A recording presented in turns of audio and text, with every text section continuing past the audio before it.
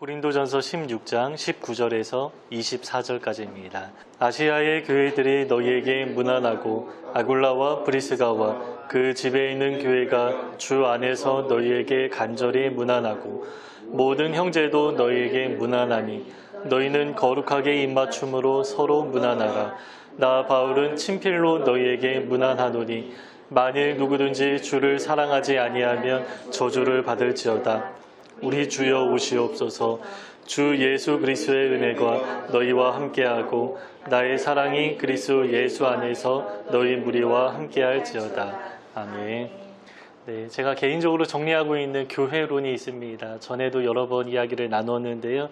예전에 귀한 단어를 하나 발견했다라고 하죠. 한 세 사람이라는 단어입니다. 예수 그리스도 안에서 우리 모두가 하나의 사람이 되었을 뿐만 아니라 세 사람이 되었다. 이러한 의미입니다. 제가 보기에 교회론을 설명하는데 가장 중요하고 가장 핵심적인 표현입니다. 그런데 많은 사람이 한 세 사람이라는 단어를 적용할 때 어느 지역교회 중심으로 생각합니다. 그러니까 교회 안에서 하나가 되어야 한다라는 이야기를 정말 많이 하는데 사람들이 생각하는 그 하나의 범위는 우리 교회다라는 것입니다. 교회와 교회 그리고 교회와 선교지가 하나가 되어야 한다. 이러한 생각은 잘 하지 않는 것 같습니다. 그러나 골로새서에 보면요. 한 세 사람의 범위에 관해서 말씀하고 있는데 예수 그리스도 안에서 하늘과 땅이 통일되고 그분 안에서 오고 오는 모든 세대의 성도들이 다 하나가 되었다. 이렇게 말씀합니다. 그래서 예수 그리스도를 머리로 삼는 모든 교회가 다 하나의 사람, 세 사람이 되는 것입니다. 이처럼 교회론을 설명할 때요. 에베소서와 골로새서가 서로 보완적으로 종합적으로 잘 설명해 줍니다. 이 성경적인 교회론은 그 초기 교회 모습을 생각하면 이해하기가 아주 쉽습니다. 초기 교회는 전 세계 교회가 다 하나였습니다. 우리 시대처럼 개별적으로 독립되어서 교회가 존재하지 않았고요. 교단도 없었습니다. 목회자별로 서로 크게 성격이 차이 나는 점도 많지 않았습니다. 왜냐하면 12명의 사도들이 순회하면서 사역했기 때문입니다. 물론 각 지역을 담당하는 목회자들이 있긴 했었죠. 하지만 그 모든 목회자들은 다 12사도로부터 가르침을 받았고요. 같은 복음을 공유하고 있던 사람들이었습니다. 그래서 전 세계 교회는 하나의 공통된 가르침 안에 존재하고 있었습니다. 그 사도행전 15장이 아주 중요한 증거인데요. 여기에서는 가장 처음으로 전 세계에 있는 지도자들이 예루살렘에 모여서 회의한 내용이 나옵니다. 그 당시까지만 해도 전 세계 교회라고 할 때 공식적으로는 두 교회밖에 없었죠. 예루살렘 교회, 안디옥 교회입니다. 물론 바울이 1차 전도 여행을 마무리한 시점이었기 때문에 곳곳에 교회가 세워져 있기는 했었지만 아직 이 회의 가운데 참여할 만한 사역자는 없었던 것 같습니다. 그래서 예루살렘 교회, 안디옥 교회 이 두 교회의 지도자들이 예루살렘에 모여서 아주 중요한 안건을 가지고 토의를 하고 있습니다. 근데 거기서 나온 결론이 이렇습니다. 우선은 할례 때문에 이방인들을 괴롭게 하지 말자라는 것입니다. 왜냐하면 유대인이 되어야만 구원을 얻는 것이 아니라 믿음으로 구원 얻는 것이기 때문에 할례는 아무런 소용이 없다라고 했습니다. 그리고 네 가지를 금지했는데요. 우상의 제물을 먹는 문제, 음행을 금지했고요. 목매어서 죽인 고기, 이거는 이제 피가 담겨 있기 때문에 그런 것이고, 또 고기를 먹을 때 피째 먹지 말라, 이렇게 네 가지를 금지했습니다. 물론 우리 시대에 적용할 수 있는 내용은 아니지만 당시 시대적인 문화적인 배경 속에서 이 네 가지를 금지했습니다. 그리고 금지된 내용을 편지로 써서 그 모든 교회 가운데 다 보내었습니다. 이처럼 당시 곳곳의 사역자들이 예루살렘에 모여서 결정된 내용을 모든 교회가 다 공유하면서 하나의 복음 안에 하나의 가르침을 얻고 있었습니다. 그러나 우리가 조금 주의해서 생각해야 될 점이 있는데요. 이 모습을 천주교에 대입하면 안 됩니다. 전 세계 교회가 무조건 하나로 다 연결되어 있어야 한다는 이야기도 아니고요. 하나의 구조 아래에서 중앙 집권화를 추구해야 된다 이러한 이야기도 아닙니다. 성경은 어느 한 사람, 어느 한 교회에 힘과 권력이 집중되는 것에 전혀 긍정하지 않습니다. 이 이야기는 교회와 교회가 서로 연결되어야 한다라는 이야기지, 뭐 물리적으로 제도적으로 전 세계 교회를 하나의 이름 안에 하나로 다 묶어내야 된다, 이러한 이야기가 아닙니다. 그런데 연합을 추구한다고 하면서 어느 하나의 이름, 하나의 연합체 안에 전 세계 교회를 다 집어넣으려는 그러한 시도들이 역사 가운데 많이 있었고요. 지금도 있는데요. 이러한 모습은 성경의 방향이나 강조점과 매우 다릅니다. 이러한 크기가 형성되면요, 수직적인 구조가 형성될 수밖에 없고요. 그러면 권력이나 정치 등 비본질적인 요소가 너무나 크게 작용할 위험이 많이 있기 때문에 그렇습니다. 그래서 성경은 그 각 지역의 교회가 개별적으로 존재하는 것을 다 인정하고 있습니다. 그래서 우리가 산돌교회라는 이름으로 우리가 모여서 따로 예배하고 있습니다. 가까이 사는 사람들이 하나의 공동체를 이루면서 신앙생활 하는 것은 정말로 지극히 당연하고요. 아주 자연스러운 일입니다. 그러나 문제는요, 교회가 내향화되어서 고립되어서 우리 교회만 추구하면 결코 안 된다라는 것입니다. 그리고 옆에 있는 교회와 서로 비교하면서 경쟁하는 것도 성경에서 원하는 바는 전혀 아닙니다. 우리 교회는 하나의 공동체로서 내적으로 아주 긴밀하게 사랑의 연합이 있어야 하는데, 동시에 우리는 열린 공동체가 되어야 합니다. 우리 교회에 들어오는 사람 아주 편안하게 들어올 수 있어야 하고요. 또 우리가 이웃교회와 선교지를 향해 흘려보내는 사랑과 섬김도 거리낌 없이 아주 자연스럽게 이루어져야 한다라는 것입니다. 그러나 우리가 또 조심해야 할 것이 있는데요. 극단으로 우리는 항상 치우치면 안 됩니다. 무조건 반드시 무리하게 다른 교회, 또 다른 선교지하고 다 연결해야 된다, 이러한 이야기도 아닙니다. 우리가 알고 있는 그 많은 교회들이 있지 않습니까? 이웃교회가 있고요. 또 선교지가 있습니다. 이러한 곳에 대한 사랑과 관심을 끊어버리면 안 된다라는 것입니다. 제가 지금 이제 성경적 교회론과 관련해서 이제 말씀을 나누고 있는데요. 이 이야기는 선교까지도 포함하는 것입니다. 그러나 많은 사람은 그 목회하고 선교를 좀 구별합니다. 제가 신대원에 다닐 때에 목회학과 선교학이 구별되어 있었습니다. 저는 선교학을 선택해서 들었는데요. 그때 사실 제 안에 고민이 아주 많이 있었습니다. 왜냐하면 저는 고등학교 시절에 선교사로 헌신했기 때문입니다. 그래서 많은 사람들 앞에서 나는 앞으로 선교할 거야, 또 중국에 갈 거야, 이러한 이야기들을 많이 하고 다녔습니다. 그런데 시간이 흐르면서, 특별히 신대원에 다니면서 제 마음 가운데 이 한국교회에 대한 마음이 점점 커지고요. 목회에 대한 관심이 아주 많아지는 것입니다. 그래서 신대원을 졸업하기 전에 같이 공부하던 어느 전도사님과 이 주제로 저의 고민을 나누었는데, 그분이 이제 대화를 나누는 중에 아주 잘 정리해 주셨고요. 그 이야기 때문에 제가 참 자유하게 일단 선교지로 나가지 않고 한 번 더 이제 공부하러 갈 수 있었습니다. 그분이 이런 말씀을 하셨는데요. 목회는 선교를 지향하는 것이다. 그리고 선교는 그 땅에서 목회를 하는 것이다. 그래서 한국에서 목회를 해도 선교하는 것이고, 선교지에 나가서 선교사로 살아가도 그 땅에서 목회를 하는 것이다. 그래서 목회와 선교는 다르지 않다, 이런 내용이었습니다. 근데 제가 나중에 교회로 성경적으로 이제 정리를 하다 보니까 이 이야기가 맞다, 이런 생각이 들었습니다.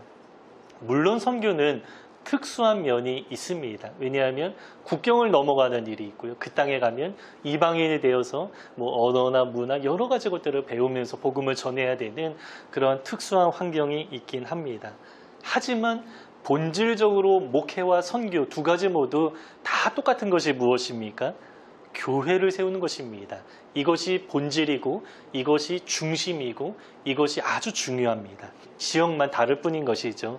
그래서 이러한 면에서 볼 때 우리 교회, 그리고 이웃교회, 선교지 교회가 크게 다르지 않다라는 것입니다. 왜냐하면 모든 교회는 예수 그리스도 안에서 한 몸을 이룬 한 세 사람이기 때문입니다. 초기 교회는 다 이런 모습으로 존재하고 있었다라고 했습니다. 그 첫 교회였던 예루살렘 교회하고 두 번째 교회 안디옥 교회는 정말로 서로 긴밀하게 연결되어 있었습니다. 예루살렘 교회는 처음에는 막 폭발적으로 성장하긴 했지만 하나님이 박해를 통해서 모든 사람들을 흩어지게 하셨죠. 게다가 기근이 상당히 많아졌습니다. 그래서 예루살렘 교회는 5년이 지나고 나서 작은 교회가 되었을 뿐만 아니라 경제적으로 자립할 수 없는 교회, 후원을 받아야만 살아갈 수 있는 그런 교회가 되어버렸습니다. 그래서 안디옥 교회가 어떻게 합니까? 안디옥 교회가 때마다 예루살렘 교회에 물질로 후원하는 일들이 사도행전에 여러 번 기록되어 있습니다. 그럼 안디옥 교회는 그냥 베풀기만 합니까? 그렇지 않습니다. 예루살렘 교회로부터 정말로 중요하고 큰 도움을 얻었습니다. 예루살렘 교회는 인적 자원이 많았죠. 그래서 아주 중요한 사역자들이 많이 포진해 있었는데 안디옥 교회의 사역자가 필요할 때마다 계속해서 사역자들을 파송합니다. 가장 처음으로는 바나바가 파송되어서 안디옥 교회의 중심적인 역할을 감당했죠. 그리고 그 이후에는 유다와 실라 같은 선지자도 파송하기도 합니다. 이렇게 예루살렘과 안디옥 교회는 서로가 도울 수 있는 것으로 자기가 가지고 있는 것으로 서로를 돕고 섬기고 섬김을 받는 이러한 구조가 잘 형성되어 있었습니다. 어느 한 교회만 일방적으로 섬김을 받는 것이 아니죠. 연결되어 있는 상태에서 서로 섬기고 돕고 서로 도움을 받는 것입니다. 그리고 바울은 전도여행을 하면서 곳곳에 교회를 세웠는데요. 그 모든 교회를 다 예루살렘 교회가 연결하고자 했다라고 제가 고린도전서 마무리하면서 한번 설교한 기억이 있습니다. 그러나 모든 교회를 단일화해서 하나의 통제를 받게 하려는 것이 결코 아니었습니다. 그냥 서로 긴밀히 알아가고 서로 사랑하고 서로 도와주고 또 서로 돌보는 모습, 이러한 구조를 만들기 위한 것이었습니다. 그래서 여러분, 우리 서신서를 보면 어떻습니까? 우리가 이제 고린도전서도 서신서인데 마지막 내용을 보고 있습니다. 그런데 마지막 내용에 문안하는 내용이 상당히 많이 있습니다. 상당히 먼 지역에 있는 사람들이더라도 서로 알고 있는 성도들이 그만큼 아주 많았다라는 것입니다. 홀로 독립되어서 소외되어 있는 교회는 당시 초기 교회 가운데 하나도 없었습니다.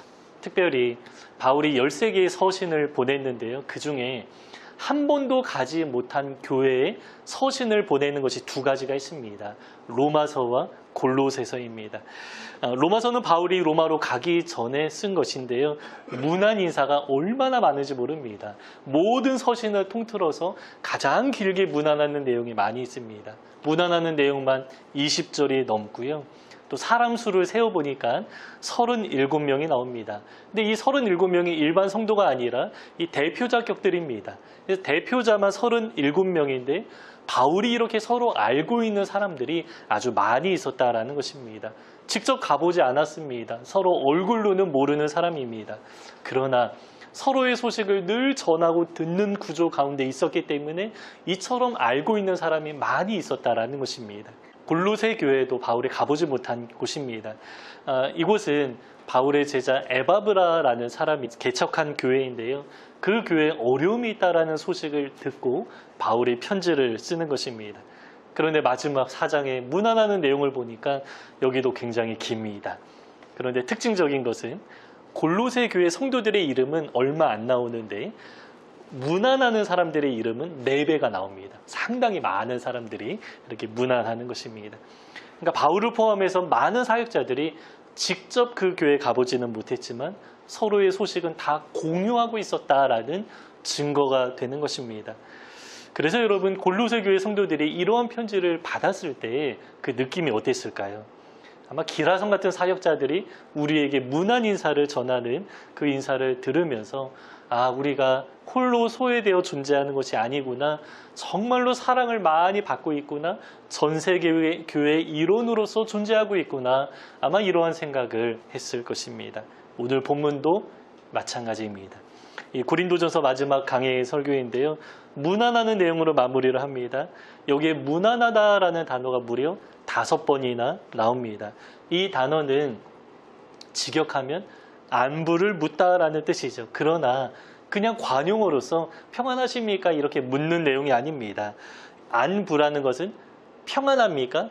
부자는 아닐 부자입니다. 그래서 평안합니까? 평안하지 않습니까? 굉장히 걱정스러운 마음으로 아주 구체적인 상황을 물어보는 것이 바로 무난하다라는 것입니다. 그래서 이 단어는 그냥 인사가 아닙니다. 상대방의 그 모든 상황을 구체적으로 다 알고 싶고 듣기 원하는 마음으로 인사를 전하는 것입니다. 이 단어의 헬라어 의미도 그렇습니다. 이 아스파조마이라는 단어인데요. 그냥 뭐 인사하다, 뭐 반갑게 맞이하다, 포옹하다 이런 의미가 있는데 그러나 여기서 그치지 않습니다. 팔을 접다, 그리고 자기에게로 끌어들이다 이러한 의미까지도 포함되어 있습니다. 그러니까 그냥 인사하는 수준이 아니라 아주 적극적으로 상대방을 환영하고 또 함께 끌어안아주면서 포옹하는 그러한 모습을 연상하게 하는 단어입니다. 오늘 본문에서 바울은 고린도 전서를 마무리하면서 문안 인사를 대신 전해주는데요. 고린도 교회 성도들의 그 상황을 궁금해하고 기도하고자 하는 그런 사람들이 많이 있었다라는 것입니다. 우리 지난주 말씀 기억하십니까? 그 스데바나 이야기를 좀 나눴습니다. 이제 그는 교회와 바울 사이에 소식을 전하면서 서로가 서로의 마음과 마음을 연결해주는 그러한 사람이었다라고 했습니다. 근데 바울 또한 이러한 역할들을 감당하고 있는 것입니다. 그래서 여러 사람들의 안부를 대신 물으면서 그 사람들과 이 고린도 교회 성도들을 연결해 주는 것입니다. 그러면 지금 고린도 교회를 향해 문안하는 사람들이 누구입니까? 우리 하나하나 좀 보기 원하는데요. 가장 먼저는 아시아의 교회들이 너희에게 문안한다. 이렇게 말씀합니다. 바울은 지금 에베소에서 편지를 쓰고 있는데요. 그 아시아는 에베소를 포함한 상당히 넓은 지역입니다. 우리 시대 아시아가 아니라 그 당시 아시아로 불린 지역인데 지금의 터키 지방입니다. 굉장히 넓은 지역이죠. 이 지역은 에베소가 중심이었고요. 또 에베소를 비롯해서 상당히 많은 교회가 세워져 있었습니다. 왜냐하면 바울이 에베소에서 제자를 많이 양성하고 그 제자들을 주변에 많이 파송하면서 복음을 전하게 했기 때문입니다. 특별히 요한계시록에 보면 몇 교회가 나옵니까? 아시아에 7교회가 나오죠. 근데 이러한 교회들이 지금 고린도 교회에 문안하고 있다라는 것입니다. 아마 서로 잘 모를 수도 있습니다. 그러니까 어느 교회나 어느 사람을 명시하기보다 그냥 아시아에 있는 교회들 이렇게 말하죠. 그러나 바울이 중간에서 연결해주면서 서로의 소식을 전해주고 있었는데 그래서 아시아의 교회들이 고린도에 있는 교회를 알고요. 그 성도들 이야기를 들었습니다. 그래서 그 교회들이 또 문안하는 인사를 대신 전해주는 것입니다. 그러면 이 소식을 들은 고린도 교회 성도들은 어떻겠습니까? 아시아의 교회가 어떠한 교회인가? 또 그 교회 성도들은 우리가 같은 복음을 믿고 살아가고 있는데 어떻게 신앙생활을 하고 있을까? 많이 궁금해하지 않겠습니까? 그들의 소식도 아마 듣고 싶어 했을 것이고요. 또 기도하는 관계로 발전했을 가능성이 아주 많습니다. 그리고 아시아의 교회들뿐만 아니라 어느 이름이 나오죠? 어느 이름입니까?